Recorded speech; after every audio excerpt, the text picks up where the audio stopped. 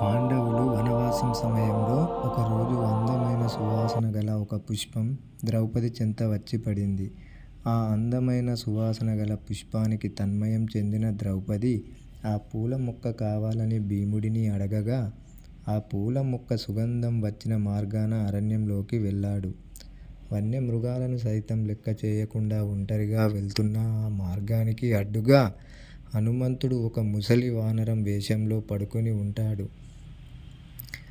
ముసలి కోతి ఆ మార్గాన వెళ్లకుండా చేసిన చేష్టల వల్ల భీమునికి కోపం వచ్చి మారువేషంలో ఉన్న హనుమంతుడితో యుద్ధం చేసి, చివరకు ముసలి కోతి వేషంలో ఉన్నది తన సోదరుడు హనుమంతుడు అని తెలుసుకొని భీముడు హనుమంతుడిని వేడుకుంటాడు.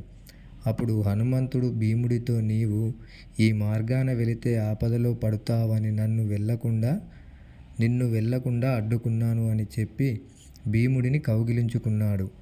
భీముడు తన సోదరుడిని చూసినందుకు జన్మ ధన్యమైనదని సంతోషపడతాడు. అప్పుడు ఆంజనేయుడు ఆ పూల మొక్క ఉన్న నదీ తీరాన్ని చూపించి, ఆపదలో ఉన్నప్పుడు నన్ను తలచుకో అని చెప్పి వెళ్ళిపోతాడు.